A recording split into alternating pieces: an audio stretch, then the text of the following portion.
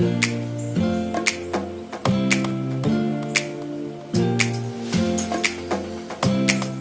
teman-teman semua, balik lagi ke podcast Ruang Temu Rasa. Kita bertemu berbagi rasa. Oke, teman-teman sekalian, pada kesempatan kali ini kita kedatangan kakak cantik. Ada Kak Cindy. Halo Kak Cindy. Halo semuanya teman-teman. Oke, gimana kabarnya? Alhamdulillah sehat, Alhamdulillah baik. sehat, baik. Dan insya Allah selalu bahagia. Wih, udah jauh lebih baik ya, better gitu ya. Better, sudah merasa lebih plong daripada sebelumnya. Oke. Kak Cindy sih sekarang pengen sharing sedikit soal pengalamannya saat ini sedang jadi single mom gitu ya. Maksudnya jadi benar-benar berjuang gitu jadi seorang ibu gitu yang single. Bisa cerita sedikit gak Mbak Cindy kok akhirnya jadi single mom, kenapa? Bukan sebuah keputusan yang instan dan cepat. Sudah mencoba untuk mempertahankan beberapa tahun, tapi ternyata jodohnya cuma sampai sini aja. Gitu. Oke, jadi memang ada sesuatu hal gitu ya pada akhirnya terus harus memutuskan berpisah gitu ya dengan pasangannya yang dahulu. Terus sekarang benar-benar fokus hanya sebagai ibu saja. Tapi juga bekerja ya? Ya.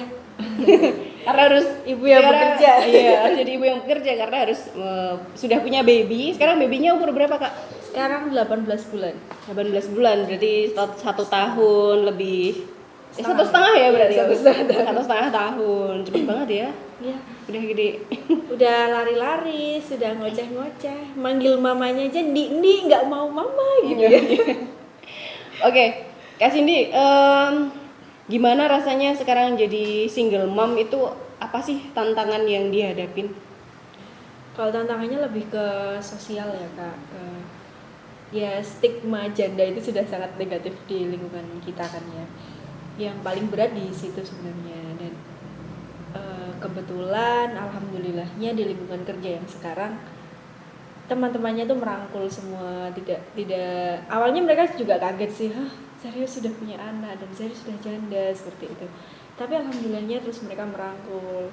Terus oke, kita bekerja sama bareng-bareng dan kita buktikan bahwa janda itu nggak semuanya negatif, nggak semuanya ke arah yang jelek seperti itu. Jadi ya senang aja mendapat lingkungan yang seperti itu, dan beban-beban yang selama ini dirasakan juga sudah mulai terangkat, sudah nggak ada yang namanya tekanan batin gitu. Mungkin sosial ya masih ada lah seperti itu, tapi belajarlah untuk bodo amat gitu. Karena nggak bisa dipungkiri ya, karena dahulunya sudah jadi seorang istri, sekarang jadi beralih gitu ya statusnya jadi seorang single mom atau janda gitu. Jadi memang nggak bisa dipungkiri sih, status sosial di masyarakat tuh masih sangat lekat bahwa janda tuh wah pasti gimana kayak gitu. Tapi ternyata memang untungnya gitu sekarang punya lingkungan kerja yang support gitu ya, support positif. Oke, selain tantangan, hambatan, sekarang kalau bicara si baby sendiri sekarang gimana tumbuh kembangnya? Alhamdulillahnya karena mungkin dia masih bayi ya, jadi belum terlalu mengerti kenapa kok ayah dan ibuku nggak tinggal satu rumah gitu. Tapi saya mencoba untuk tidak menghapuskan peran ayah untuk anak saya. Selalu saya kasih waktu untuk mereka bertemu, mereka quality time, meskipun itu cuma seminggu sekali atau mungkin tiap sore hari seperti itu. Jadi yang penting dia masih ada sosok ayah meskipun kita nggak tinggal bersama lagi gitu. Oke, jadi tetap ada kesepakatan ya, karena memang nggak bisa untuk tumbuh kembang anak itu memang jauh lebih baik ketika memang tetap dilakukan berdua gitu ya, walaupun sekarang sudah berpisah. Kesepakatan ini juga pastinya terus berlangsung seterusnya ya, maksudnya sampai usia berapa atau memang gimana nanti ke depannya, sudah dibicarakan belum? Sudah sih kalau untuk sekarang, karena dia masih sangat butuh sosok ibu ya Kak. Jadi kalau bisa sih 24 jam selalu sama saya, seminggu sebulan boleh sama dia. Terus nanti kalau misalnya dia sudah besar, suatu saat kalau dia memang menghendaki untuk bersama bapaknya boleh, seperti itu. Yang penting kunjungilah mamamu. Mama nggak minta apa-apa, cuma mama ingin kamu selalu ingat sama mama dan selalu ingat bahwa mama sangat menyayangimu, nak. Oke. Kayak Cindy sebagai perempuan yang single mom kan sekarang tentunya selain harus tetap mengurus anak gitu karena anaknya juga masih kecil 1,5 tahun dan juga tetap membuat kesepakatan dengan ayahnya gitu. Tentunya Kak Cindy sendiri jadi harus bekerja ya. Iya. Bekerja yang kemudian Meninggalkan anak. itu gimana? Ya keputusan yang berat sih ya Kak, meninggalkan anak, apalagi tiap harinya kita bareng-bareng. Bahkan saya mau ke kamar mandi aja dia pasti ngintil gitu kan. Dan itu pertama kali juga berat. Mau nitipin dia di daycare pun dia nangis, saya juga ikutan nangis gitu. Tapi ya udah ya gimana, nah ini jalan kita. Kita memang harus begini untuk masa depan, untuk memenuhi kebutuhan sehari-hari, untuk sekedar jajan kita kayak gitu. Dan Mama bersyukur banget nih bisa dapat lingkungan kerja yang seperti ini. Jadi nanti Mama pulang kerja nggak terlalu capek, bisa main lagi sama adik kan seperti itu. Jadi ya mau nggak mau kan. Alhamdulillah sampai saat ini anaknya juga udah mulai terbiasa. Mamanya kerja, pulang kerja juga sudah nggak nangis lagi seperti itu. Jadi ya belajar sedikit-sedikit dari kebiasaan jadi sebuah pembiasaan yang baik gitu. Oke. Tapi itu tadi sih bicara lagi soal pekerjaan, untungnya lingkungan kerja yang sekarang itu lingkungan yang sehat ya. Ya, alhamdulillah ya. Maksudnya nggak ada patriarki, nggak ada tekanan, nggak ada apa ya. Jadi kesehatan mental Kak Cindy juga jadi lebih terbantu. Iya, Nggak sih? alhamdulillah sekali itu. Ada juga sih yang kebetulan bos saya sendiri juga sama mempunyai kisah yang sama seperti saya dan juga punya satu anak. Jadi kita lebih kayak saling oh iya kita jadi saling memahami. Kita oh kisahmu begitu, kisahku juga begini. Oh berarti kita harus semakin kuat, kita harus buktikan sama mereka kalau kita tuh bisa loh tanpa kalian. Kita tuh bisa loh bangkit dari kisah masa lalu. Kita tuh bisa loh membersihkan stigma negatif yang melekat jadi janda gitu kan. Oke. Selain bekerja, tentunya Kak Cindy kayaknya punya aktivitas yang lain ya, kesibukan yang lain ya. Karena Kak Cindy ini juga tergabung dalam komunitas Selasa Sastra, teman-teman. Jadi tetap jadi seorang seniman juga, tapi juga jadi ibu yang kuat gitu ya, single mom juga kayak gitu. Sekarang kesibukannya apa Kak di komunitas? Selain bekerja juga menulis puisi, menulis cerita, kadang juga masih ikut pementasan. Sambil mengenalkan anak juga sama pementasan bahwa kalau nanti misalnya kamu lagi dalam keadaan yang tidak baik, jangan dilampiaskan ke hal-hal yang tidak baik juga. Kamu bisa menulis dan bisa kamu bacakan di sini, bisa kamu ekspresikan di sini. Lebih ke situ. Soalnya kan anak saya kebetulan juga laki-laki, takutnya kan ya pergaulan anak laki-laki seperti itu. Jadi lebih mengenalkan sedikit demi sedikit. Oke. Jadi memang sejak sekarang sudah menyinggungkan soal sastra dan seni kepada anak ya. Iya. Sejak dari kecil gitu. Dari kecil ya. Sudah mulai diajak, sudah mulai lihat. Oh gitu. Oh mamaku kayak gitu ya. Meskipun mamaku ngapain sih? Mungkin kayak gitu kan. Tapi ayolah, ke sini kita menyalurkan perasaan kita tuh di sini. Jangan sampai kamu ikut ke dalam lingkungan-lingkungan yang negatif. Jadi ruang healing nggak sih? Iya, sangat sih untuk saya waktu itu yang nggak bisa kemana-mana dan karena anak masih kecil juga nggak bisa dibawa main yang jauh-jauh. Jadi Selasa Sastra ini kayak sebuah wadah banget untuk saya gitu. Jadi wadah buat healing, buat berekspresi seni kayak gitu ya? Iya, sangat. Dan juga aman juga kan bawa anak, nggak takut ke distrak apapun. Betul, penting sih sebenarnya ruang kerja yang aman buat perempuan dan anak kayak gitu. Kalau sekarang sebenarnya di tempat Kak Cindy sendiri tuh bisa nggak bawa anak? Kalau bawa sih mungkin kalau anaknya sudah bisa dikondisikan bisa, cuman karena anak saya masih seneng lari-lari jadi belum. Iya belum ya. Belum bisa. Iya, karena susah juga sih kalau harus bekerja juga harus mengasuh anak di satu waktu yang sama. Dan tidak semua tempat kerja itu teman-teman itu memberikan ruang yang nyaman buat ibu dan bayinya gitu ya.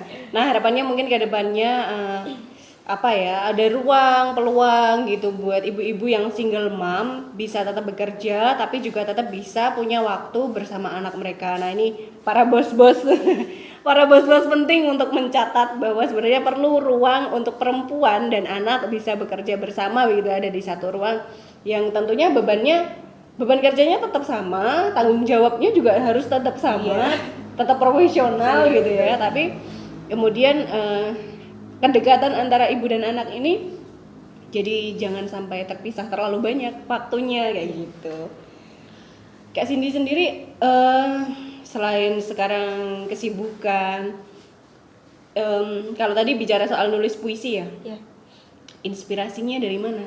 Dari kebanyakan dari kisah sendiri sih, karena nggak tahu kan kalau kita mau curhat di sosial media juga nggak mungkin, akan lebih banyak orang yang kepo daripada peduli, akan lebih banyak orang yang kasarannya kayak syukur gue kayak gitu kan.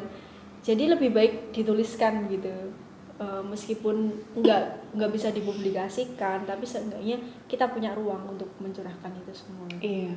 Seringnya di situ sih. Sejauh ini banyak sekali coretan-coretan, tapi yang baru dikirim juga nggak semuanya gitu. Harapannya segera punya buku nggak nih? Amin. amin. Semoga ya, semoga. Pokoknya rajin menulis gitu ya, rajin menulis, harapannya semoga bisa tercetak satu buku. Oke, Kak Cindy, selain bercerita soal apa ya, tadi tekanan sosial di lingkungan masyarakat rumah kayak gitu. Kalau sekarang tentunya kabar Kak Cindy kembali menjadi single gitu, single mom ini terdengar dong oleh teman-teman gitu. Oh iya. Iya kan? Gimana responnya teman-teman? Yang sudah tahu ceritanya dari awal, mereka mensupport, selalu mensupport. Tapi yang mungkin taunya dari awal-awal ini pasti bertanya, kok bisa? Mereka kebanyakan tidak percaya karena casingnya terlihat baik-baik saja, nggak mungkin kalau kamu mengalami itu semua gitu. Tapi sejauh ini teman-teman yang sudah mulai tahu ceritanya mensupport, oh iya, keputusan yang kamu ambil keputusan yang tepat Sin, dan kamu harus menyelamatkan dirimu sendiri dulu sebelum menyelamatkan anakmu, seperti itu. Betul. Itu catat nih teman-teman. Jadi memang kita harus safety dulu gitu ya sebagai perempuan dalam rumah tangga, ketika mengalami sesuatu hal gitu ya, baik itu kekerasan gitu ya, baik kekerasan secara fisik, non fisik atau apapun itu, kita harus siap kayak gitu. Sebagai perempuan tetap harus siap, tetap harus kuat gitu dan tahu harus kemana. Pada akhirnya Kak Cindy sendiri kok akhirnya bisa speak up, yang membuat Kak Cindy akhirnya mau untuk speak up, bicara, melawan, itu apa? Kita semua sebagai perempuan punya hak atas diri kita sendiri. Kita boleh bertahan karena cinta mungkin ya yang kita rasakan pada seseorang. Tapi ketika cinta itu semakin lama justru menyiksa kita, untuk apa lagi? Kita punya hak untuk bahagia. Meskipun kebahagiaan kita itu gak bisa digantungkan ke orang lain ya Kak, tapi ya kita harus berani kan melawan itu semua, karena perempuan itu punya hak gitu loh. Iya betul. Punya hak untuk setidaknya memerdekakan dirinya sendiri. Salut ini aku dengan kata-katanya. Harus memerdekakan diri sendiri, betul sih. Jadi memang tidak tergantung pada orang lain ya. Perempuan tetap punya hak merdeka gitu, untuk bahagia juga kayak gitu. Kalau nanti suatu saat anaknya Kak Cindy nih di usia dewasa sudah bisa menonton ini, pesannya apa? Nah, hai. Mama sangat menyayangi kamu. Mama mengambil keputusan ini bukan karena egoisnya Mama. Mama mencoba menyelamatkan kamu karena Mama tidak mau kamu meniru apa yang selama ini atau kedepannya kamu lihat dari sosok yang seharusnya menjadi panutanmu. Mama berharap kamu bisa menjadi lelaki yang jauh lebih baik, jadi lelaki yang bertanggung jawab dan lelaki yang menyayangi perempuan. Oke. Itu pesan buat si Ade ya. Sekarang kalau pesan buat perempuan-perempuan di luar sana yang mungkin sedang menghadapi kondisi yang berat, sedang ada di posisi yang sulit, atau perempuan-perempuan di luar sana yang baru jadi single mom juga kayak Kak Cindy, pesannya apa buat teman-teman di luar sana? para perempuan punya hak atas dirinya sendiri ya teman-teman. Kesalahan lelaki yang paling berat dan paling fatal menurut saya yang tidak bisa termaafkan adalah kekerasan dan perselingkuhan. Mungkin kita akan memberikan kesempatan kedua ya untuk memaafkan pasangan kita. Tapi jika kesempatan kedua itu sudah disia-siakan, lebih baik kita mencari jalan lain. Kita berhak bahagia, para perempuan. Wisi, siap. Oke, seperti kisah yang baru-baru ini juga booming, sangat disayangkan ya. Sangat disayangkan kisah soal public figure yang lagi viral, yang sudah melaporkan, itu ada Kak Lesti dan kasusnya Kak Bilar. Itu juga ini masih terjadi pro dan kontra sih, maksudnya dia sudah berani melaporkan, itu sudah dapat dukungan seluruh orang gitu di Indonesia. Tapi ketika dia mencabut laporan, dia juga menjadi menjadi apa ya? Korban bully ya. Korban bully juga ya gitu. Tapi kita tetap hargai keputusan masing-masing. Yang jelas buat teman-teman di luar sana, jangan lupa buat teman-teman yang mungkin sedang dalam keadaan berat, keadaan sulit, mengalami kekerasan dalam rumah tangga atau apapun itu, teman-teman silahkan speak up, silahkan bicara. Banyak lembaga yang bisa teman-teman datangi, bisa teman-teman kunjungi. Ada PKBI Bantul juga siap membantu. Teman-teman juga bisa ke PPA Kabupaten Bantul. Teman-teman bisa ke Raksodia Utami. Teman-teman bisa akses konseling juga kemanapun. Bisa ke konselingnya PKBI Bantul di Instagramnya pkbi.bantul. Atau bisa ke hotline-nya di PKBI DIY. Teman-teman bisa cek, bisa DM di Instagram kami. Kemudian juga teman-teman bisa terus support kami dengan kasih komentar atau like-nya, subscribe-nya, dan teman-teman juga bisa usul minta kami untuk menghadirkan siapa atau membahas tema-tema apa di podcast-podcast yang berikutnya. Oke, terima kasih teman-teman sudah menyaksikan podcast Ruang Temu Rasa. Terima kasih Kak Cindy sudah meluangkan waktunya. Oke, sampai jumpa di podcast-podcast Ruang Temu Rasa berikutnya. See you.